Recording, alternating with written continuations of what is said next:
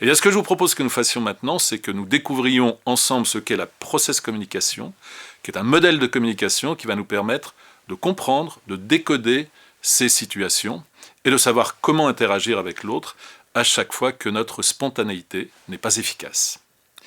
Debbie Keller a identifié 6 grands types de personnalités, avec pour chacun de ces types ses caractéristiques, ses points forts, sa propre façon de percevoir le monde, l'environnement, sa façon préférentielle de communiquer, ses principales sources de motivation psychologique, mais aussi ses réactions sous stress.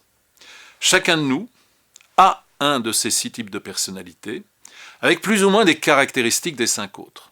Et vous avez déjà probablement noté que j'ai utilisé le verbe avoir à un type de personnalité, et non pas le verbe être et un type de personnalité, parce que bien évidemment, chacun de nous est un individu unique, avec toutes les caractéristiques qui nous sont uniques, et parmi toutes ces caractéristiques, nous avons un des 6 types de personnalités.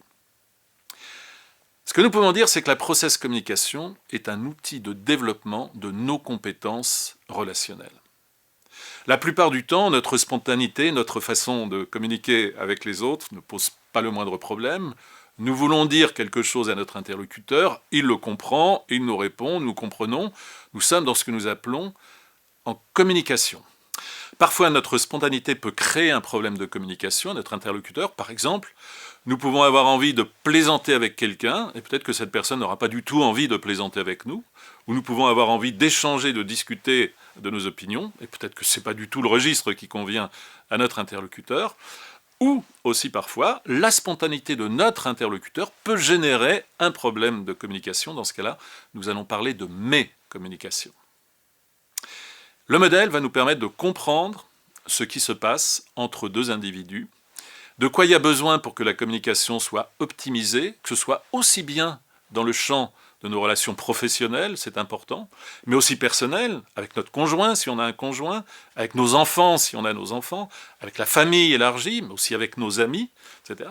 Et ce modèle va nous permettre de comprendre pour quelles raisons ça se passe bien avec telle ou telle personne. Et nous allons voir aussi pourquoi, avec certaines personnes, parfois ça coince, on a du mal à se comprendre, et peut-être que parfois aussi nous avons des relations conflictuelles.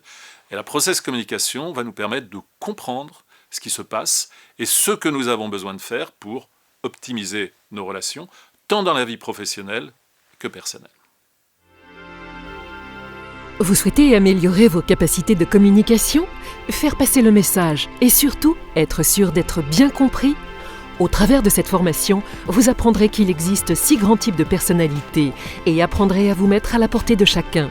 Vous y trouverez les clés pour éviter les situations de mécommunication et ainsi améliorer la qualité de vos relations personnelles et professionnelles.